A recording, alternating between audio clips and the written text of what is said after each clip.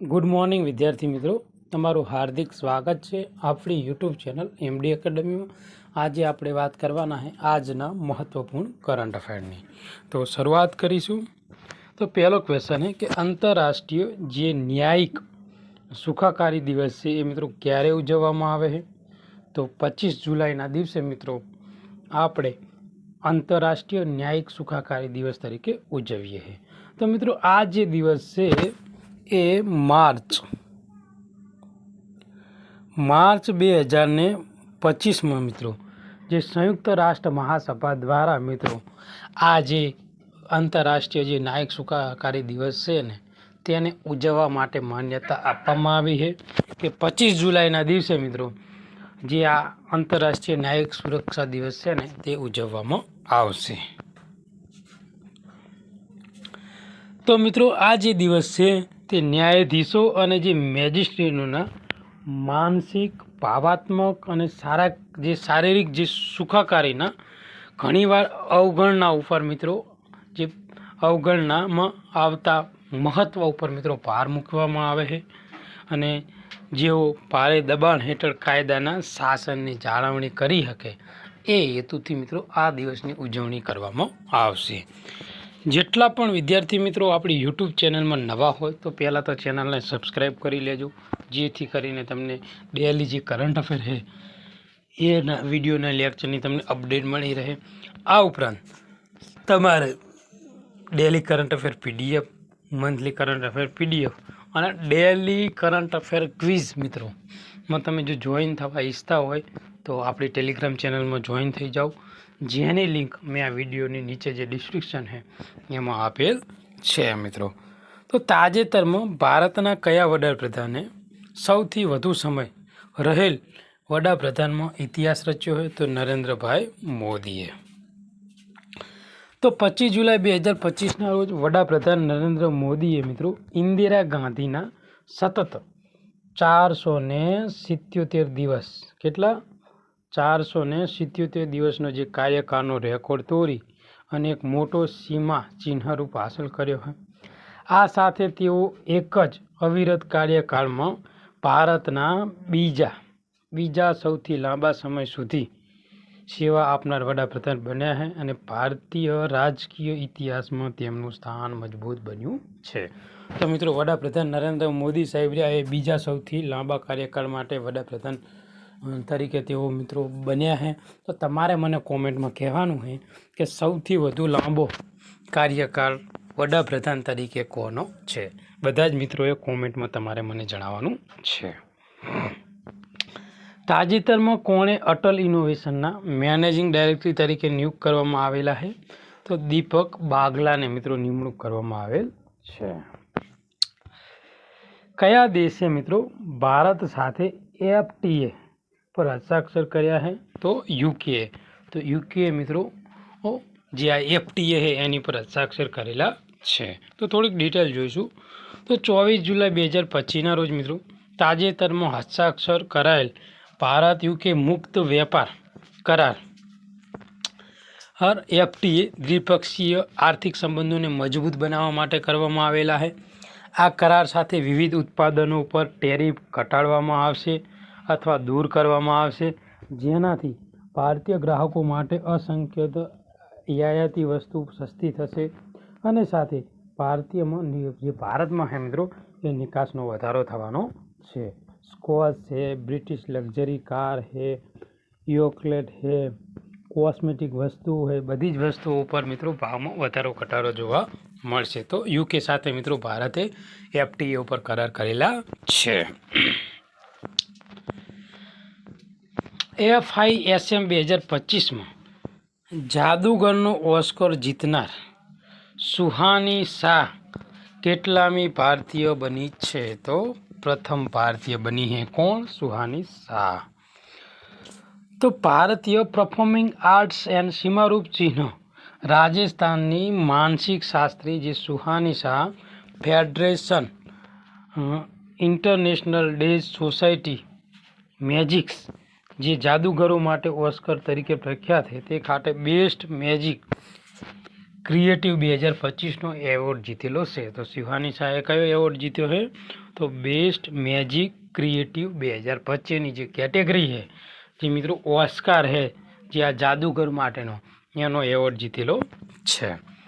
આ એવોર્ડ ઇટલીના ટોરિનોમાં આયોજિત પ્રતિષ્ઠિત જે ફેડરેશન ઇન્ટરનેશનલ ડેઝ સોસાયટીની જે મેજિક્સ વર્લ્ડ ચેમ્પિયનશિપમાં મિત્રો આપવામાં આવ્યો હતો, જેમાં જાદુની ઓનલાઈન શ્રેણીમાં તેને શ્રેષ્ઠતાની માન્યતા આપવામાં આવી છે. આગળ વાત કરવામાં આવે તો ભારતે લક્ષાંકિત વર્ષ પહેલાં પેટ્રોલમાં કેટલા ટકાનું ઇથેનોલ મિશ્રણ પ્રાપ્ત કર્યું છે? તો 20%. યાદ રાખજો, મોસ્ટ ઇમ્પોર્ટન્ટ ક્વેશ્ચન है, આવનારી એક્ઝામમાં પૂછાઈ શકે. તો ભારતે 2025માં પેટ્રોલમાં 20% ઇથેનોલ મિશ્રણ પ્રાપ્ત કરીને તેની ઉર્જા સંક્રમણ યાત્રામાં એક ઐતિહાસિક સીમારૂપ ચિહ્ન હાંસલ કર્યું છે, જે તેના મૂળ 2030ના લક્ષ્યાંક કરતાં 5 વર્ષ આગળ છે. એટલે મિત્રો આ લક્ષ્યાંક રહ્યું ને એ આપણે 2030માં રાખ્યું હતું, પરંતુ આપણે આ જે લક્ષ્યાંક છે એ 2025માં હાંસલ કરી દીધું હોય. એટલે કેટલા વર્ષ આગળ છે? 5 વર્ષ આગળ છે.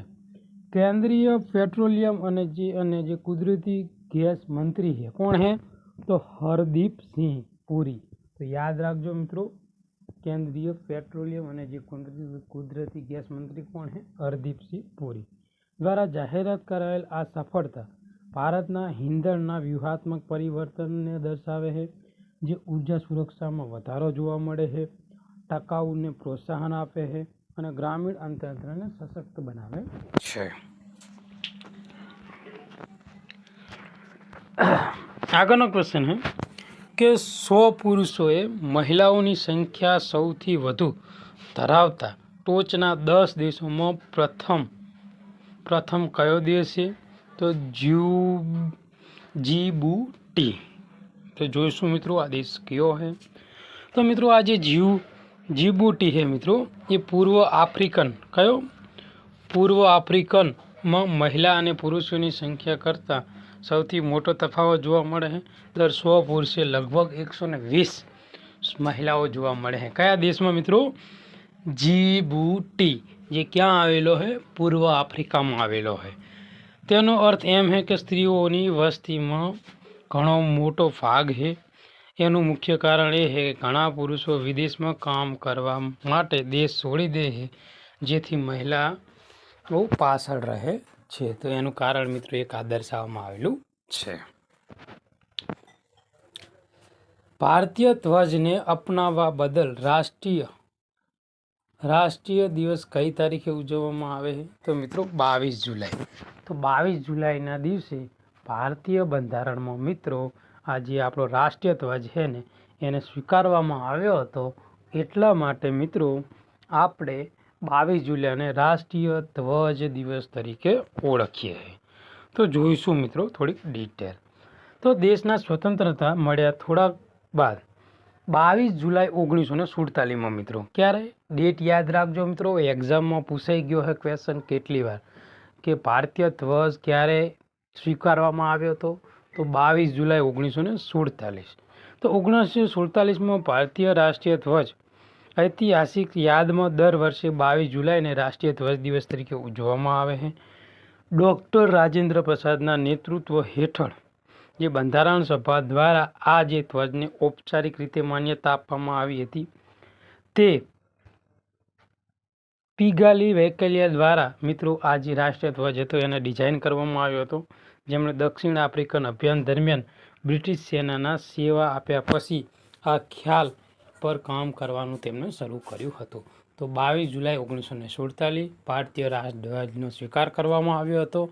એ ઘટનાના ભાગરૂપે મિત્રો 22 જુલાઈને રાષ્ટ્રીય ધ્વજ દિવસ તરીકે ઉજવવામાં આવે છે.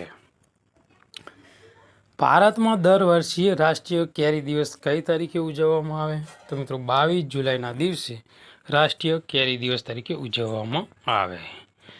તો ભારત દર વર્ષે 22 જુલાઈના દિવસે રાષ્ટ્રીય કેરી દિવસ ઉજવવામાં આવે છે. કેરીને મિત્રો ફળોનો રાજા તરીકે ઓળખવામાં આવે છે. તો ફળોનો રાજા કોણ છે? તો કેરી. કેરી દેશમાં સાંસ્કૃતિક, ઐતિહાસિક અને આર્થિક મહત્ત્વ ધરાવે છે. ભારતમાં માત્ર કેરી ઉત્પાદન નિકાસમાં વિશ્વમાં અગ્રેસર જ નથી, પરંતુ 4000 વર્ષથી વધુ કેરીની ખેતીમાં ભારતનો સમૃદ્ધ ઇતિહાસ છે એ મિત્રો છુપાયેલો છે. આજના કરંટ અફેરનો મિત્રો લાસ્ટ ક્વેશ્ચન કે કયા કેન્દ્ર શાસિત પ્રદેશે 2025માં અનઅધિકૃત બાંધકામો માટે વન ટાઈમ રેગ્યુલેશન યોજના શરૂ કરી છે? તો પોંડિચેરી દ્વારા વન ટાઈમ રેગ્યુલાઇઝેશન નામની એક યોજના શરૂ કરવામાં આવી છે, જેનું કામ શું છે તો કે અનઅધિકૃત જે બાંધકામો છે એના માટે મિત્રો આ યોજના શરૂ કરેલ છે. તો 2025માં પોંડિચેરી સરકારે એક સમય નિયમિત યોજના જેને કે રજૂ કરી છે, જેનો હેતુ એ દાયકાથી ચાલી આવતા અનઅધિકૃત બાંધકામ અને મંજૂર મકાનોનો યોજનાનો ઉલ્લંઘનને સંબોધતો હતો. 1 મે 1987 અને 16 જુલાઈ 2025 વચ્ચેના જે બાંધકામો ઉપર લાગુ કરવામાં આવશે. એટલે કે 1987થી લઈને મિત્રો 16 જુલાઈ 2025 સુધીના બાંધકામો પર આ યોજના લાગુ થવાની છે. અને આ યોજના મિલકત માલિકોને NIC દ્વારા વિકસિત પારદર્શક ડિજિટલ પ્લેટફોર્મ ઓનલાઈન બિલ્ડિંગ પરવાનગી સિસ્ટમ દ્વારા તેમની ઇમારતોને કાયદેસર બનાવવામાં સક્ષમ બનાવશે. એટલે કહેવાનો હેતુ છે કે આટલા સમય વચ્ચે જે બાંધકામો મિત્રો ગેરકાયદેસર થયા હોય તો આ યોજના થકી તેઓ મિત્રો પોતાના જે બાંધકામો છે એને મિત્રો કાયદેસર બનાવવામાં આવશે. એટલે કે કાયદેસર બનાવવામાં સરકાર હેલ્પફુલ થશે. તો આજનું આ મહત્વપૂર્ણ કરંટ અફેર આપણે અહીંયા પૂરું કરીશું. આ વિડીયો તમને ગમ્યો હોય તો મિત્રો ચેનલને સબસ્ક્રાઈબ કરી લેજો. તમારા બીજા મિત્રો જે બી ગવર્મેન્ટ એક્ઝામની તૈયારી કરતા હોય તો એને મોકલી આપજો. અને આપણી ટેલિગ્રામ ચેનલમાં જોઈન થવાનું ભૂલતા નહીં. કાલે મળીશું નવા કરંટ અફેર સાથે. ત્યાં સુધી તમારો દિવસ શુભ રહે. Thank you. ધન્યવાદ.